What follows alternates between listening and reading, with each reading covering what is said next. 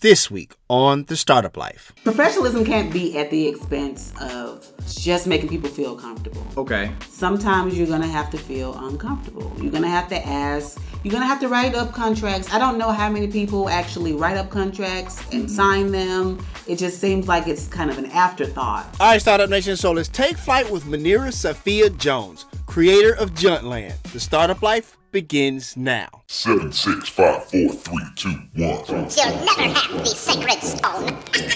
Oh, this you crazy mother.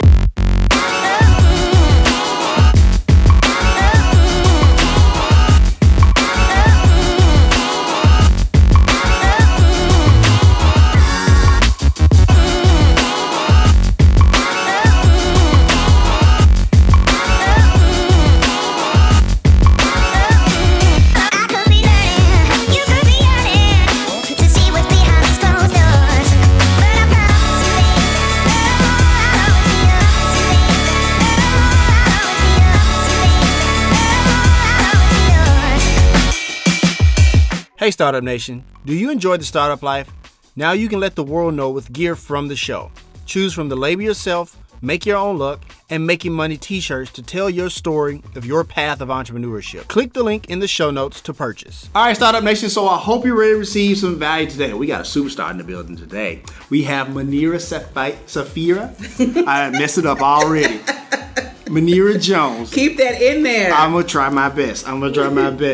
How are you doing, ma'am? I'm great as I empty packets of Sweet and Low in my Dunkaccino, which I didn't know that was a real thing. I didn't know that was a thing either. Yeah. Awesome stuff. Awesome stuff.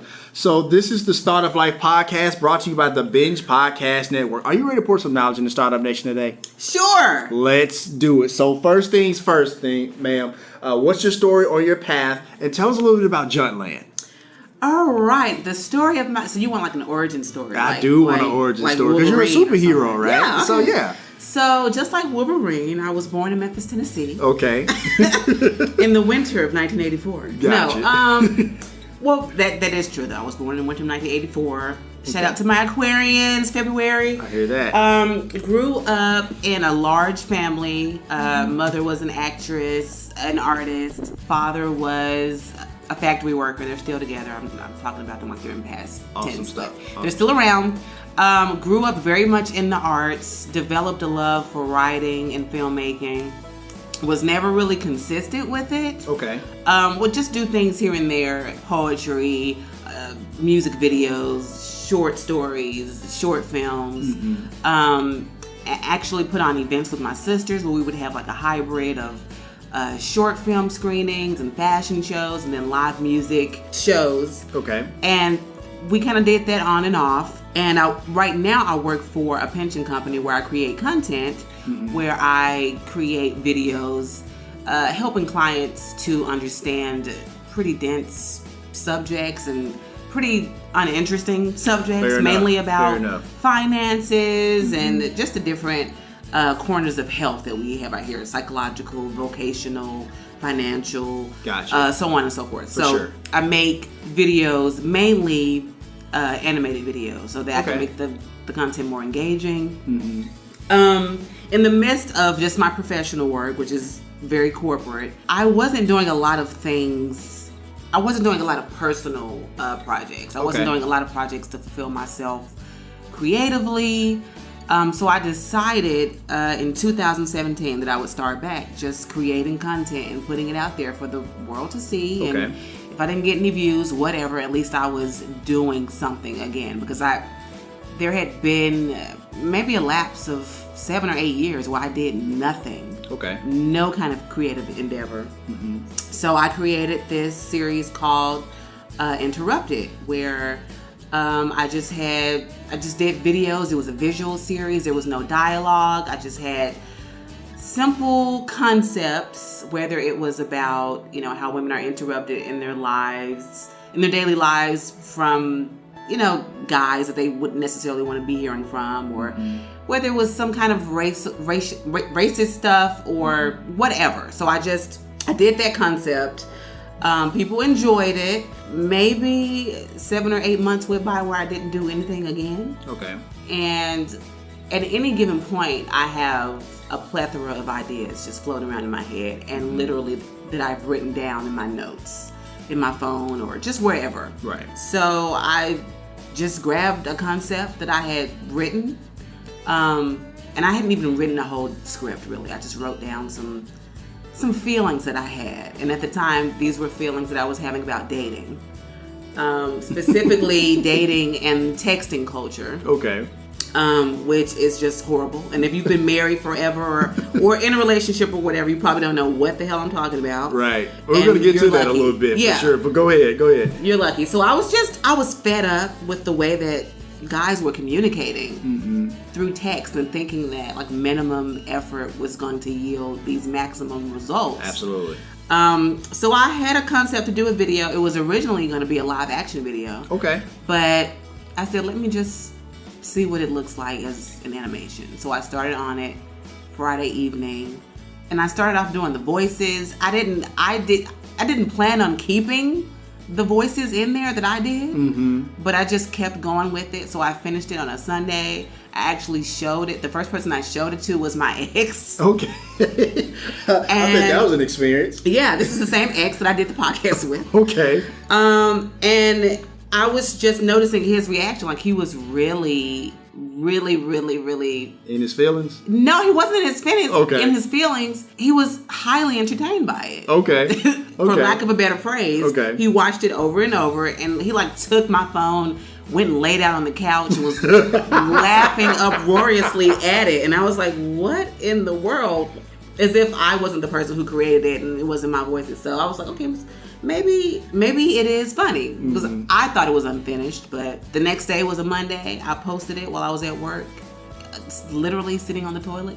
Gotcha. Posted it, and it immediately went viral, and it was just a testament to just how horrible the dating culture is right now, with social media and texting, and everything's so impersonal. And it seemed like a really simple concept, but a lot of people found it highly triggering. All right. For whatever reason. For sure. For a multitude of reasons. For sure. I know I found it hilarious. I thought it was really funny. And so you mentioned that, you posted it, you finished it on a Sunday, and then you posted it or whatever, right? Yeah. So I was going to ask you this later, but since we're already here, what did you expect when you did post it? Like, you thought maybe a few people were just going to like it, or okay? I thought it was going to be just my my circle of friends who would share it. Maybe it would get, because the last video I had posted had gotten like maybe 10,000 views. Okay. I thought it would get the same. Just 10,000 views. Yeah, okay, fair enough. Right now 10,000 doesn't seem, well, okay, whatever. Sure. Whatever. Gotcha. I thought it would get about the same, maybe a little bit more or less. I didn't know if people would find a cartoon, engaging. And again, I posted it like 8:30 on a Monday. I didn't know if anybody would be just checking for a cartoon like that. But one of the first comments that I remember seeing, because I literally posted it and I put my phone down and I went to work. And I maybe checked it, I don't know, like 30 minutes later, and it hadn't like completely just went crazy, but I could see that it was picking up, a little bit of steam. And one of the first videos I saw was like, this is about to go viral, get ready. And I was like, okay. And then I really did put my phone down and go to work. And then all hell broke loose. So I know I had no idea that would happen. And I'm still dealing with all of that now. Right. Yeah. Right. And Startup Nation, just to give you some context, because she's being a little modest right now.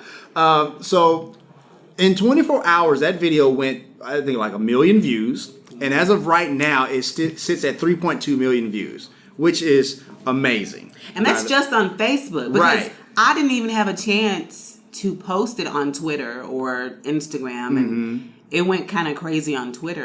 I know it's millions of views on there too, but I kind of had to go back and post it myself. But it was pointless at that point. So at this point, with so many views and so many hits and this, that, and the other, now, how do you feel about it? Are you still, happy about the work? Is it still crazy to think about, to have all that, positive reception? What do you think about it now?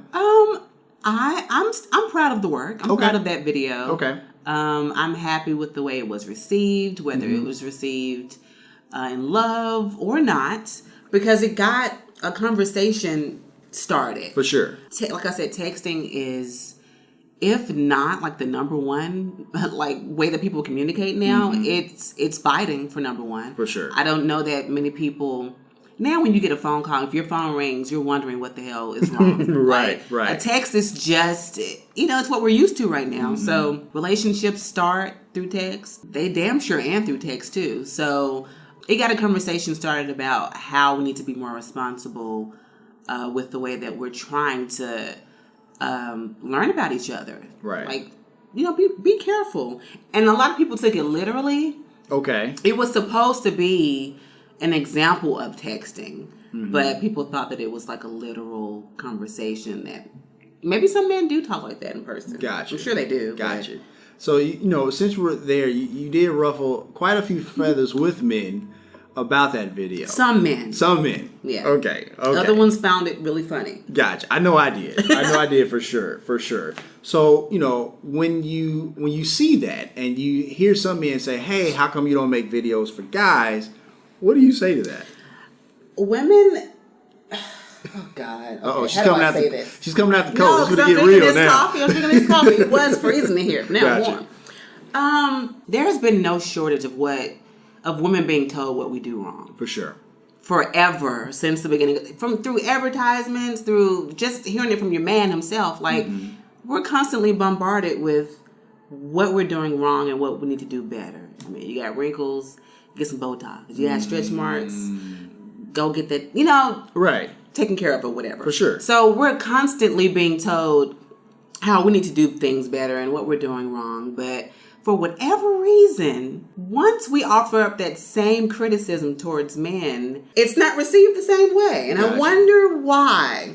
And it's not me saying that all men are behaving this way, but it's enough men to where it resonated for sure. Where it reached 1 million views in 24 hours. Right.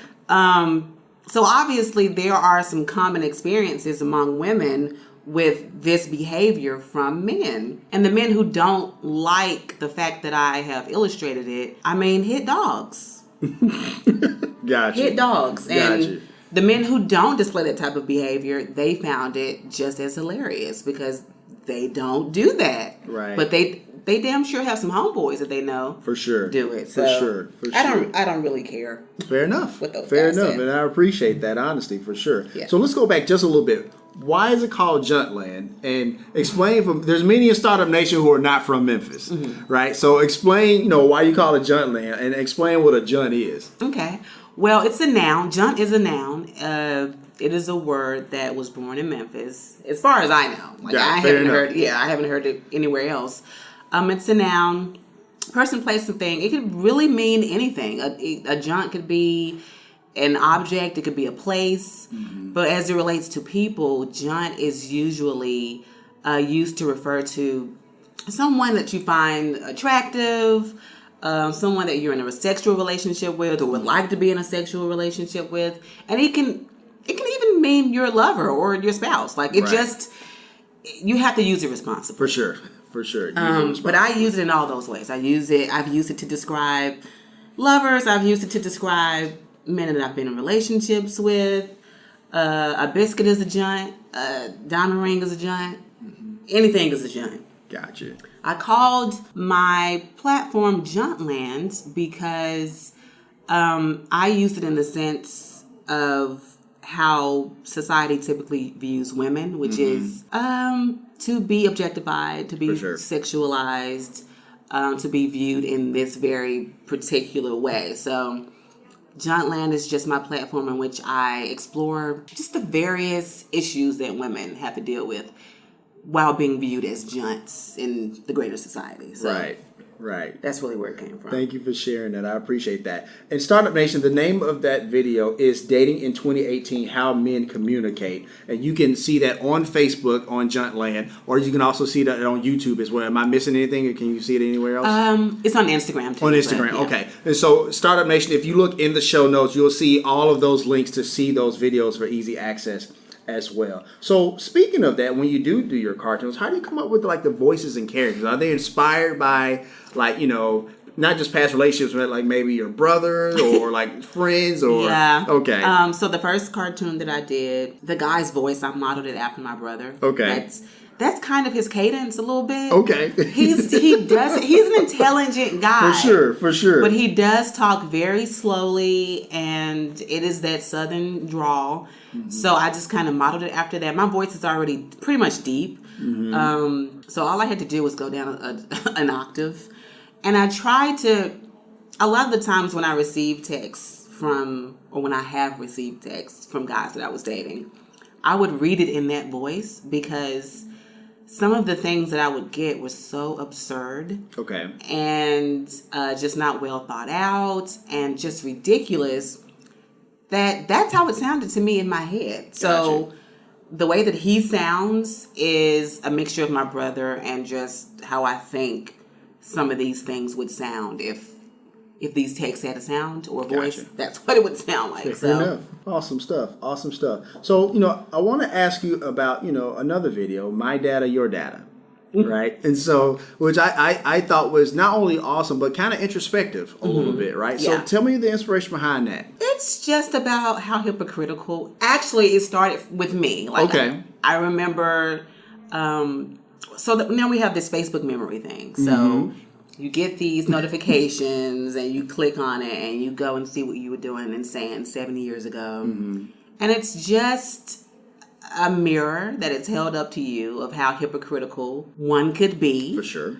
And so I got an idea about if we were faced with all of the things that we have said and done in the past on social media and how we've tried to distance ourselves from that now, like what would that look like? Because I've said so many things in the past, and I've turned around 7-8 years later and criticized other people for doing the exact same thing. Gotcha. I have participated in activity on social media that I get upset with other people for doing the same thing. And so I just wanted to kind of take a dive into that in a comedic, satirical way. A lot of people said it should have been on Black Mirror because it was speaking some truth out there. Right. But it was just holding up a mirror to the things that we do on social media, ethical or otherwise. Got you. The reason I wanted to ask you about the video, because I think some of the best content creators, are ones who are able to have those introspective moments and also kind of not be afraid to poke fun at themselves, right? So when I think about back in the day, like Lucille Ball, or now we think about like Tina Fey or Issa Rae or whatever, right? So with that being said, who are some of the content creators that inspire you? Issa is definitely one. For sure. I love Broad City. Okay, on Comedy Central. Yeah. I think that's some of the best writing and acting. And it's not all just comedy. Like, for sure. I love Ava. I love it's some guys too. Of course, Spike, I kind of have a love-hate relationship. Yeah, okay. It's weird, the journey that we have taken, but he's still there for me. As far as like, do you watch Steven Universe? I've heard of it. I've never seen it. That's one. That's another show that in the writing that inspires me. Okay. And then just like a few writers out there. Like, do you watch New Girl? Yes. Or have watched? Yes. New Girl. Yes. If I could have been in the writers' room on that show, I felt like that would have been like my dream job. Okay. Yeah. So, and I know I'm missing people, but as they pop up in my head, I'll just randomly say fair enough. Fair enough. Lastly, I want to ask you about one last video, and it's probably my favorite, and it's Fuckboy Defense 101. that one was just absolutely hilarious. And so tell me a little bit about how that came together, but also tell me, how do you come up with like your cast? Like, are they friends? Are they up and coming artists here in the city? Are there people that owe you a favor? Like, just tell me about that. Are there auditions, if you will? So just tell me a little bit about that. Okay, well, I came up with the concept because my inbox has kind of become the therapist office for a lot of women, and I get a lot of questions about how they should navigate different relationship obstacles. A lot of the questions that I get personally, I consider to be pretty cut and dried, simple questions and answers. But it never seems to be that way for the women. Okay. So I was like, if I could just create a class, some kind of class that they could take to recognize warning signs and just different techniques that they could implement to protect themselves. Right. Then, I wish that this could be a thing. So I got the idea to do the video. The lead, her name is Bianca McMillan. She's a comedian here in Memphis, from Memphis. She has a huge platform. She has maybe, I don't know, she probably has 300,000 followers right now. She's worldwide. Like, Gotcha. she has fans worldwide. Big time. So I approached her about being the instructor. She said, absolutely yes. I made a post in Memphis just asking people if they wanted to be a part of, videos. A lot of people responded. And from there, I picked, the different students that were in the video. And then some of them are like my sister and some of them are friends. So it's a mixture. What was the other? There was another part of the question. That I remember. I guess, like, did you make them audition or anything like that? Or they were just kind of like... No, I wrote the script and I assigned dialogue to different people and they did it. Okay. And that was it. Cool deal. And Startup Nation, you can see all 3 of those videos we just discussed and more on, once again, Munirah's social media pages, YouTube, Facebook, Instagram. And like I said, once again, the links are there in the show notes for easy access. So Munirah, let me ask you this, because, there's a lot of people that love your content. And we discussed earlier, there's some people who don't. Yeah. Right? So you're going to get the occasional negative comment. So tell us about the first time you saw the first negative comment on some of your content. How did that make you feel? You can even share what it said. Just tell us about that. I don't know if I remember specifically the comment or phrase that was made. Okay. I do remember the feeling of being disappointed that they didn't get it. And for whatever reason, the negative comments are the loudest to me. Maybe not just to me, maybe to people in general. Right. Because there's certainly way more positive comments than negative ones. For sure. I tend to gravitate towards the negative ones because I don't know if it's part ego, part just warrior woman in me that wants to attack the negativity. But I do remember one guy, he made a negative comment about me personally. It was something like, no wonder you're so angry at men. You look like, what did he say?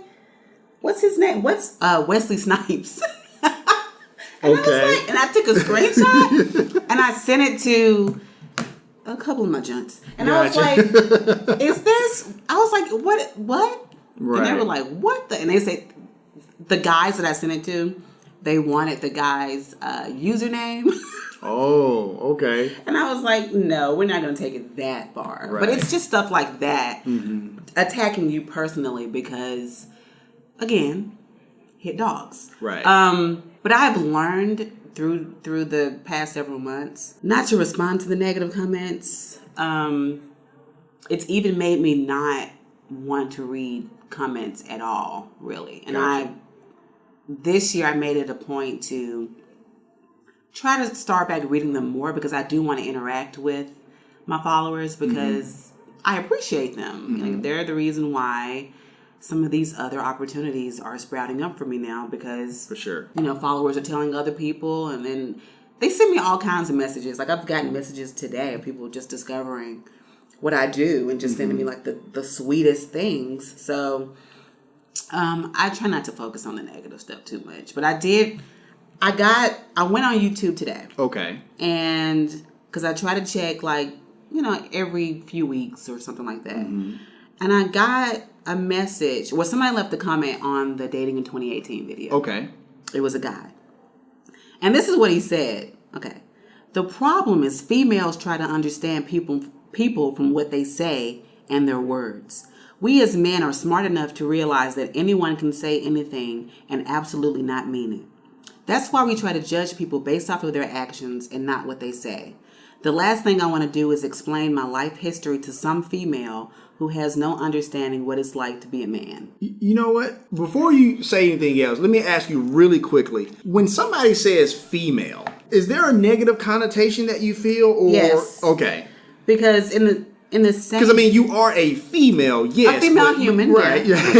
But in the same breath, Right. you say men. You don't say male. Fair so you enough. call me a female, but then you call yourself a man. That's... It's not the same thing. It's a weird juxtaposition, for sure. Yeah, and it's... For me, it feels like just a safer way of saying bitch or some other... It does. It's almost like people who don't look like us who use certain words and phrases to not necessarily... Thug. Right, exactly. Yeah. For sure. Thank you for pointing that out. And so I've had to teach grown men, the difference between calling women and females. And a lot of them aren't intrinsically, or don't want to be intrinsically misogynistic or sexist or any of those things. It's just the way that they were raised. Like they were raised not by a father. Maybe they had uncles around and their uncles were just calling women females. And Gotcha. That's what they called women. So I've had plenty of conversations with men about it. And a lot of them, well, I would say all of them, changed and learned from it. And it's just about having the conversation, but it's about having the energy to have the conversation. For sure. Thank you for sharing that. I appreciate that. So, when I, did some research on you, and I look at your content on social media, and I look at your content on Junt Land and stuff like that, I noticed that, Munirah is not one to pull punches. No. And so I'm curious where that comes from. Does that come from, your hardworking parents? Does that come from being one of 10 siblings to where you kind of have to be competitive already in the household? Is that where it comes from? Tell me a little bit about that. I don't know. I think it may be a mixture of all those things. Okay. Maybe it's because I'm an Aquarius. I don't know. Okay. I just don't have the fear that a lot of people have for whatever reason. Okay. I'm not married to confusion because I would say a lot of people temper their words because they might be afraid of how it affects their money or social cachet or any of those things. I don't have those concerns because I'm not in business with I'm sole proprietor of my own stuff. I'm kind of my own one-woman show over here. So I don't have... I really don't have anything to lose. I only have things to gain by having my own voice and putting it out there. And if people relate, they do. If they don't, they don't. Gotcha. I just don't get the fear. I don't understand the fear of not speaking your mind. So I guess I just don't have that filter. I don't know where it comes from. Understood. Fair enough. You mentioned something real quick, and I want to ask a quick follow-up. Because you said that, you're the sole proprietor and you own your own content. Why is that important to you? Because I've seen articles that featured you and stuff like that, and you talk about that. That seems pretty important to you. Tell us about that. Yeah, it's important that what's being put out there is what I 100% created, because I don't want... Because this could change, and more than likely it will change. Okay. But I think when too many people have their hands in your vision or in your voice, it just becomes something different, and it becomes diluted or diluted, whichever way you say it. Gotcha.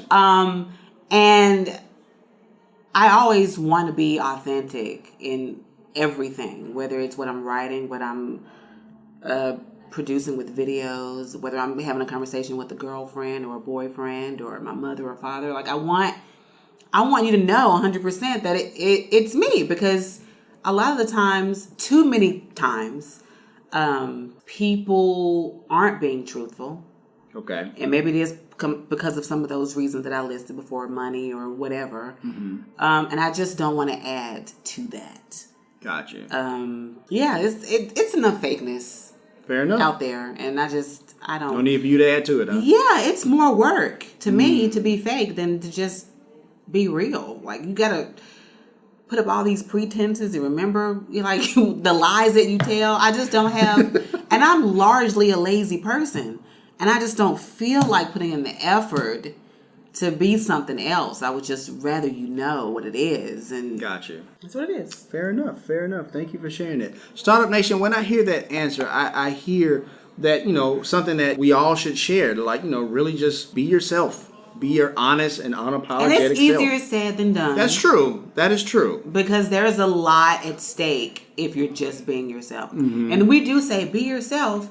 And then when people try to be themselves, what happens? Rubs people the wrong Yeah. way. It sometimes affect people's bottom line, their checkbooks, stuff like that. So And a lot of times we do have this call-out culture where they want people to apologize for being themselves. And they want to fire people for being Fair enough. themselves. And I don't know. It's muddy waters, which is why I want to start off this way, because I want people to know this is the way I want to do things. And I don't want to get sucked into a culture that's not authentic. Understood.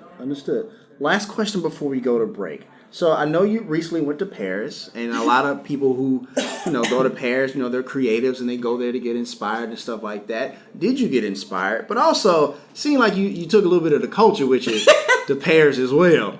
So tell us if you got some inspired, and tell us, tell us the story about you taking a little bit of the culture with you to Paris. Well, the trip was planned way before I went viral. Okay. So, Okay. And I really just got sucked into the trip because I wanted to go somewhere else, like somewhere tropical with a bunch of black people. Okay. But, I enjoyed the trip.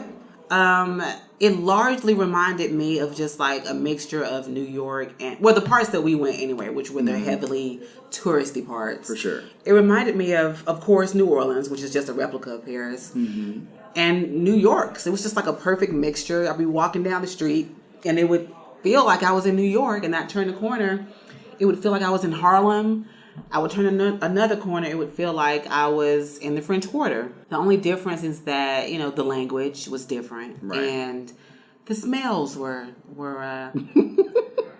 they were interesting. Very interesting, yeah. Was I inspired? I wouldn't say that I was inspired per se. Okay. And I guess I should feel some type of way about that, but I wasn't Gotcha. really inspired. I'm really inspired when I'm here in Memphis. Fair just enough. listening to people and their experiences. And yes, I did. I twerked there because I feel like that's important in my travels. Okay. Wherever I go, I try to twerk there because I need to leave my energy there. Okay. And I just want something to take with me. I hear that. Yeah. I hear that. Really quickly, because you mentioned something that's near and dear to my heart.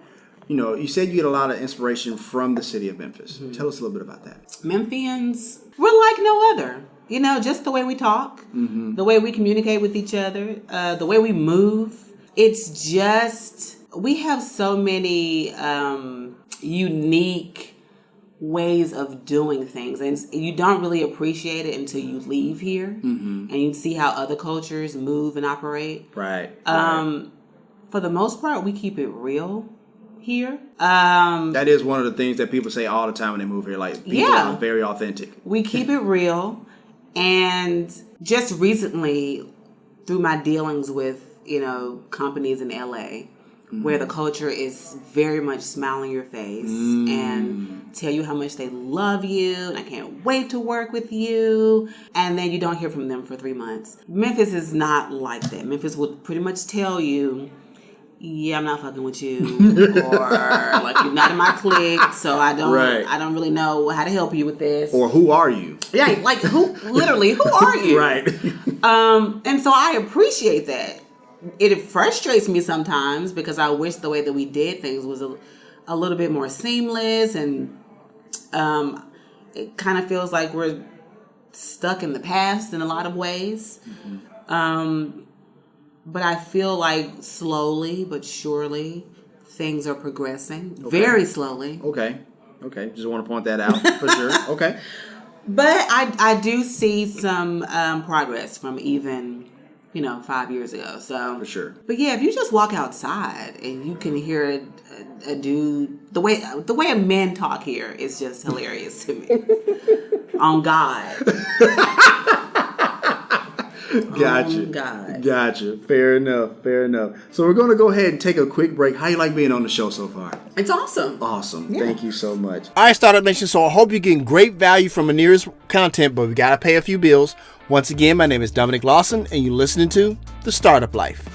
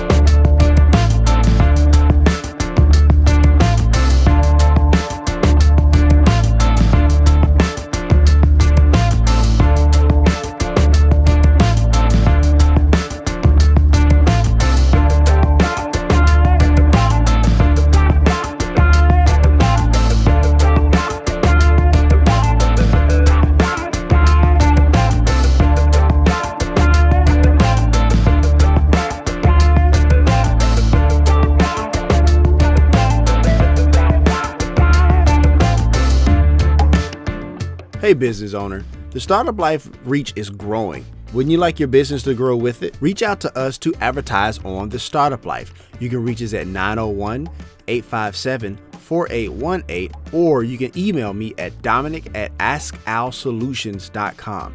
I mean, don't get me wrong, like this is a great music to have a break on, but wouldn't this break sound a lot better with the same music but your business being advertised on it? Need more content from the Startup Life, you say? You can now sign up for the Startup Life All Access Pass on the Binge Podcast Network's Patreon page. There is exclusive content written by yours truly, video content where I share even more of my business philosophies, and whatever crazy content I can think of out of that crazy head of mine. And at only $5 a month, yeah, $5 a month, this is more content for you, Startup Nation, to really get ahead of your competition. So instead of upsizing that meal at your favorite fast food joint, you can now invest in yourself on your path to entrepreneurship. Click the link in the show notes to sign up. All right, Startup Nation, so let's continue. So Munirah, let me ask you this. What do creatives get wrong often when they first start to, create content? What's the main thing you see they get wrong? I think that they focus on the quantity, not the quality. Okay. And there are reasons for that. Okay. A lot of them, they're trying to make it the main source of their income. For sure. Which is the goal. The quality of what they're doing suffers. There's so many programs out there that require you to have so many videos a week or a month, and so you don't have time to sit down and write a well thought out script, right? And create work that you really feel passionate about. You're just trying to get something out there that'll get some quick laughs, for sure.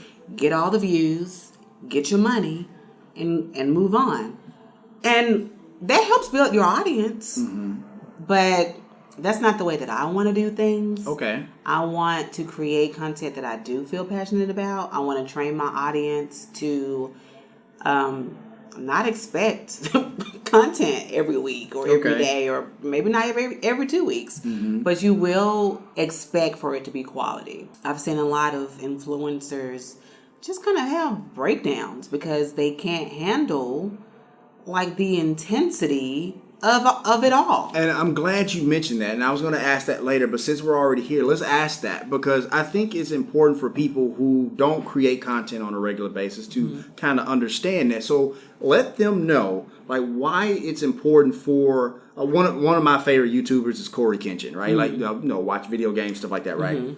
And he takes breaks all the time, and he always come back and apologize. And I'm like, why? Yeah. Why are you apologizing? You got to take a break. Explain to people why it's important for creatives to take those breaks. Because you give so much. You give so much to complete strangers. That's true. And they want so much from you. And a lot of it is not even in a malicious way. Most of it, an overwhelmingly amount of it is not in a malicious way. They just really enjoy you. And you bring so much joy to their lives, and you're a distraction from whatever shit that they have going on.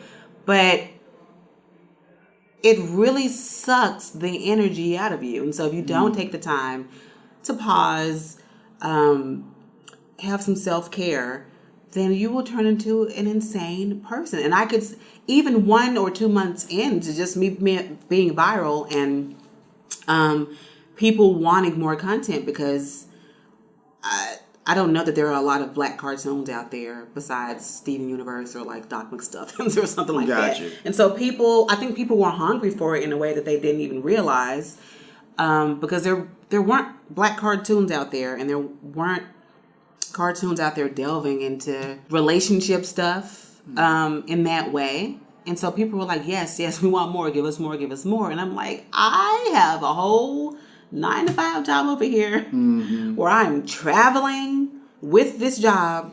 So I have a 9-to-5, then I have a 5-to-9. Like, where is the time for me? For sure. And I could see the writing on the wall that I'm going to turn into a crazy person if I don't set the expectation that I'm going to step away from this. Gotcha. And, you can wait for me or you can leave. Either way, that's what it's going to be. Thank you for sharing that. I appreciate that, because like I said, we have a lot of content creators who take breaks, and people are like, they go ape shit. And it's like, where have you been? And they're going crazy the whole time that you're seeing them on these videos, and they're smiling, and they're giving you all these cutesy videos. And they're having whole mental breakdowns. They're stressed beyond belief. Right. And you don't know it until they disappear for 2 or 3 months. Right. So thank you for sharing that. I appreciate that. Well, quick follow-up, actually, because it can be just a simple yes or no. When Dating in 2018 went viral, did you feel pressure to do a follow-up immediately? Yes. Okay. You did? And okay. I really hated that because, again, I wasn't expecting for it to be that successful. I hated it and I loved it because there was the pressure to create something as amazing or more amazing. For sure. But I also loved it because it let me know that people appreciated my talents. And, when Netflix sends you messages like 2 days after, it goes like, who are you? We want to talk to you. And FX and all these. And I've talked to Harpo. I've talked to so many different production studios. And that is a pretty good stroke to the ego. Like, right. Like when Netflix comes out. Like, wow. You like my shit. Like, right. that's big. that's amazing. Right. But yeah, it created a pressure, and I still grapple with it. Like, every other day I'm like, if I could just disappear and just do my thing. Right. And, behind the scenes, I would love it, but that's not the way it panned out. So. Got you. Thank you for sharing all of that. I appreciate that. So you recently entered a film festival, and with some friends nudging, of course. Yeah.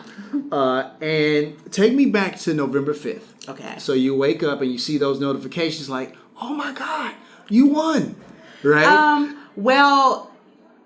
Okay, so the film festival, the Indie Memphis Film Festival, they asked me to enter it. Okay. So I entered it, and I had never experienced the festival as a festival goer. I was a volunteer like 1 year. Okay. But I never got a chance to experience it. Mm-hmm. So I entered it. I got a chance to go to different film screenings, talk to some different people, and just get a vibe for like the whole experience. And it was really cool. And we get to my film screening, and it was the complete opposite of everything that I had experienced. Okay. Yeah, in the days prior. Okay. It was just the energy was dead. It was maybe 2 hours of long, introspective, just weird student-y films. Gotcha. And then at the end, it was Dating in 2018. How men communicate. It was weird. It was a weird screening, and so I felt it was the complete opposite of the fanfare that I had from it being viral. Understood. It just wasn't. It wasn't the audience. So I felt weird about that. I felt, I don't know, not very supported in a way, but it ended up winning the audience award. Right. And I didn't know until people were like sending me messages on Instagram, and because I didn't go to the last night at the festival. But it just let me know that I have a whole inner dialogue going on that may not even be the truth. So just kind of sit back and just experience things as they go. Okay, and so I want to ask you about that a little bit because, one thing that a lot of successful women talk about is the imposter syndrome, right? Yeah. And so we're talking about like Auntie Michelle Obama has talked about this, and like so many. And so tell us that process of trying to understand or tell yourself that like, I can do this, or I'm really cool at this, or I'm really good at this. What's that process been like for you? I just think about the fact that there are far less qualified people doing what I do. Fair enough.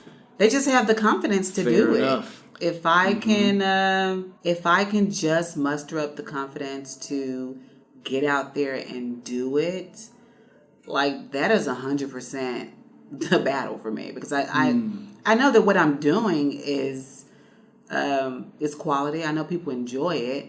For whatever reason, a lot of women do have this inner dialogue where we feel like we're not good enough, like we have something to prove, like we just ended up here by mistake. And a lot of that does come from living in a patriarchal society, and right? Just different messages that we receive from little babies, right? But yes, I grapple with imposter syndrome on the regular, because the way that things happen for me, I was like, is this just a fluke? Like anybody can go viral. Gotcha. Like you can Fair post a baby laughing at a dog. That goes viral. Like it doesn't mean anything. So yeah, you just have to argue with yourself. Gotcha. Thank you for sharing that. I know that was a little deep, but I wanted to ask that because it's real. Yeah. And there's a lot of women in Startup Nation who ask about that, right? And obviously I'm a man. I can't really speak to Do you that. not feel like you have? Oh, from time to time, for sure. Let me be clear about that. I'm a black man in America. Of course I do, right? But I think for some reason that resonates with women a whole lot, and I wanted to get your take on that for sure. Thank you for sharing that. I appreciate that. So, in that same vein, when we talk about the film festival, and this actually just came across my notifications today, and I wanted to ask you about that. So the Sundance Film Festival is underway, and there's a lot of female filmmakers, who open up about the uphill climb in Hollywood. Now, you've recently, FX has reached out, Netflix has reached out, Harpo, they've all reached out as well. You said you kind of freaked out a little bit about that, right? Yeah. So talk about that, why that freaks you out, and also talk about that uphill climb that women are discussing at Sundance a little bit.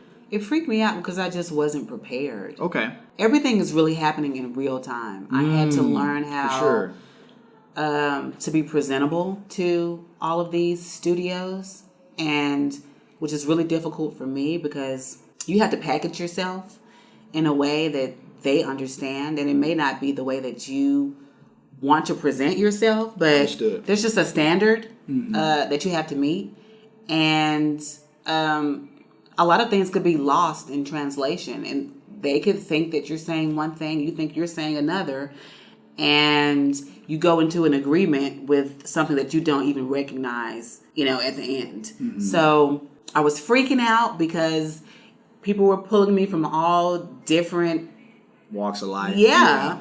And I'm just like, what am I doing? So it's just, I had to learn how to create a show log line, a treatment, a Bible, had to write scripts. And also in the midst of living my own life, having my own job, like all of this other stuff. So, and the pressure of, is this going to work? Like, will this be successful? Absolutely. And how long is this whole process going to take? Because things drag out, as I'm learning now.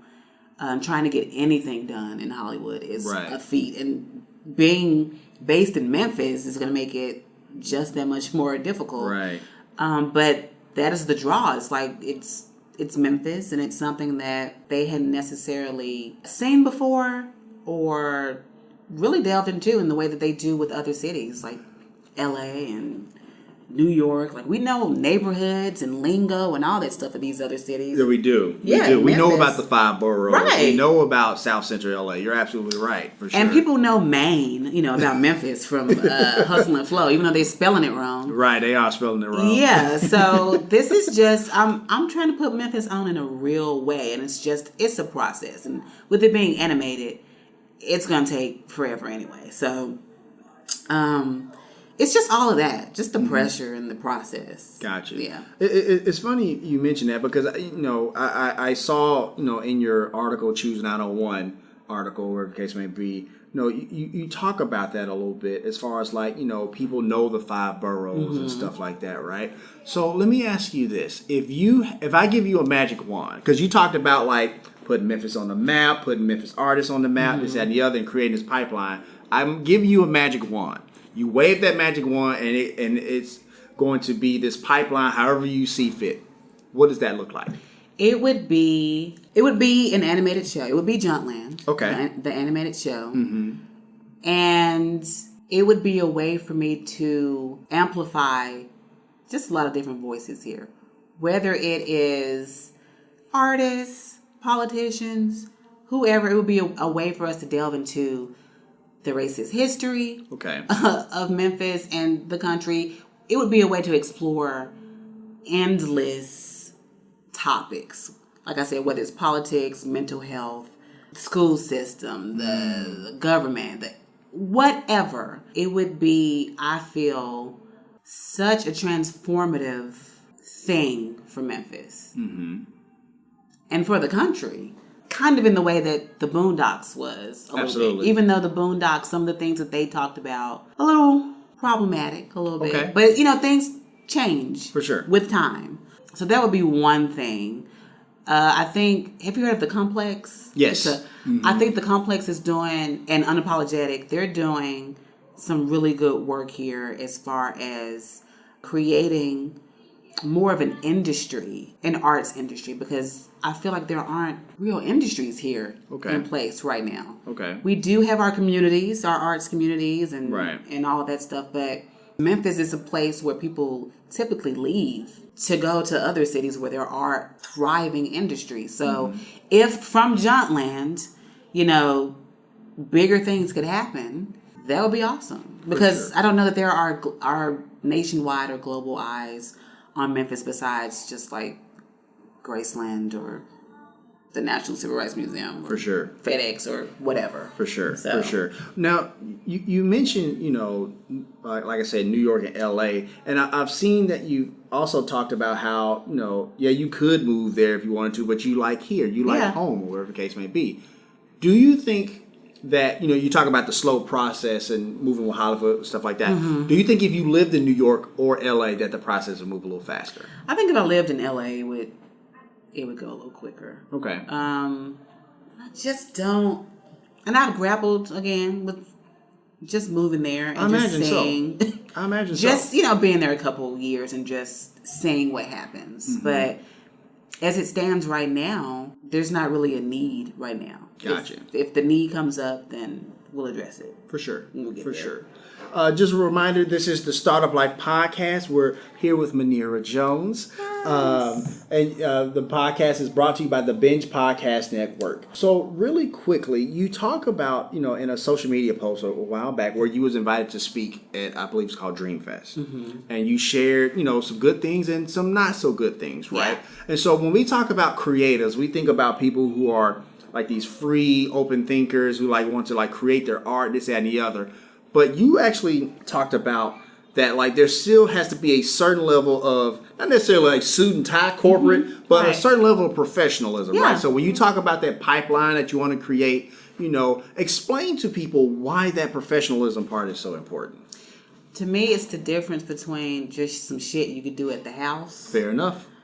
And some shit that you can really put out there and have people buy it. Mm-hmm. Memphis just has a really loose way of doing things. And I'm not saying that is necessarily a bad way of doing things, but we tend to, professionalism tends to suffer because Professionalism can't be at the expense of just making people feel comfortable. Okay. Sometimes you're going to have to feel uncomfortable. You're going to have to ask. You're going to have to write up contracts. I don't know how many people actually write up contracts and sign them. It just seems like it's kind of an afterthought. Gotcha. And I think that comes from being educated. A lot of people are not educated on things. They just have a passion. They have something that they want to do real quick, and they just go out and they do it. But there isn't a lot of groundwork, a lot of planning put in before. A lot of times, a lot of artists have really good products. Really good products. Like top of the line, excellent. We couldn't have the better singers and dancers and cooks and all of these people. But they don't have the education to be really good business people. And that's where you lose people, because customer service is a thing that people actually value. Everybody don't value it, but a lot of people do. And so what I keep running into is just like this really familiar attitude that people have just because we're all black. Like we're black, but I don't know you. Right. Like treat me like I'm a customer. Like you said, who are you? Yeah. Like I value customer service. You know, I value these things. And it's about having these conversations with everybody, especially within the arts community. And you value your time. I value my time, and you should value yours as well. Right. And so I do run into a thing where I want to support black businesses specifically, but it seems like they don't really value my time. Okay. And if you don't value my time, you don't value my money. I can't Google you and see your hours of operation in one thing, and I'd show up and it's closed. Gotcha. Those types of things. Right. So yeah, I don't know how to make things better. I guess all you can really do is lead by example, and then maybe enough people will follow. Fair enough.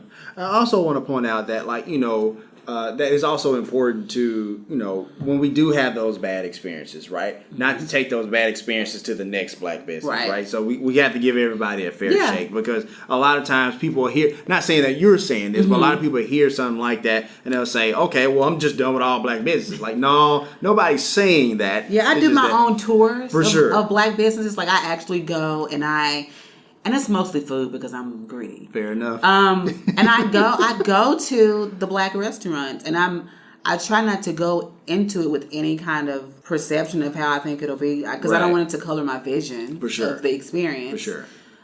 But if I have enough of those experiences, then it's just like, come on, y'all, please. Right. I just want to support you. Right. Let me support you. Let me give you my money. Right. I want to give you my money, please. For sure. So, Munirah, I believe all entrepreneurs have a superpower. What's yours and why? We talked about origin stories earlier. So what's your superpower? I guess it's fearlessness. I hear that. That's what I keep hearing, that I don't have a fear of saying anything. And I would like to bring people along on the journey of letting go of the fear and just saying stuff out loud. I hear that. Thank you for sharing that. So before I ask the last questions, I just want to say thank you so much for coming on the show. Thank you for having me. I very much appreciate it. And I'm glad I got you on the show before you get all big time. Oh, and I come around and you like, who are you? No, not going to happen. Okay, fair enough. But we do appreciate you coming on the show. So the last thing I want to ask you is to talk to Startup Nation. There's somebody out there who that fear is, they're engulfed in it, right? And they don't want to move forward. They don't want to start their business. They don't want to, or they're in their business and they feel stuck. Talk to Startup Nation. Tell them to keep moving forward. You literally just have to do it. I think the one mistake people make on not sharing their vision or their passion or going for whatever goal that they have is you're sitting on your own voice. You're sitting on your own perspective. Nobody has the same exact perspective or talent as you. They may have similar ones, but nobody has yours. And so when you sit on it, you're sitting on endless possibilities that you might have. And I sat on mine for the longest. People told me for years what I should be doing, and I just ignored everybody. And I finally got to a point where I was like, okay, I'm just going to do it. And look what happened. So you just never know what can happen. Just do it. Like, the alternative is you growing old and bitter. Who wants to do that? Nobody wants to be old and bitter. Be young and bitter, at least. Okay? Awesome be young stuff. and great, people. I hear that. So that's going to wrap up this session of the Startup Life. Did you enjoy being on the show? I loved it. Thank you for inviting me. No worries. All right, Startup Nation. So here's my final take. This is why I wanted Munirah Jones on the show. Her authentic nature and her openness and transparency is honestly the reason why she's successful. I believe there are many people out there who let what other people think, what other people say, really block them from what they truly want to be or do in this world. And Munirah says, fuck all that, I'm just gonna be me. And I believe that is what has led to Netflix and FX and Harpo calling her, and ultimately, which is why I really think she's gonna be big time in Hollywood one day. If you want to let us know what you think about the show, have an idea for a show topic, or like to advertise on our show, please send us a message on the Startup Life Podcast Facebook page. And while you are there, like and follow our page as well. It's a way for us to engage with you, Startup Nation, and really grow our community. The link is here in the show notes. Subscribe to the show, as it can now be heard on Apple Podcasts, Google Play, Stitcher Radio, Spotify, or whatever your favorite platform to get your podcast on. If you are listening on Apple Podcasts and you find our content valuable, please give us a 5-star rating, as it will help us climb the charts and help more people find our show. Also, don't forget to sign up for the Startup Life All Access Pass to get exclusive content. This is exclusively on the Binge Podcast Network's Patreon page. And hey, if you have an idea, be about that life. The Startup Life.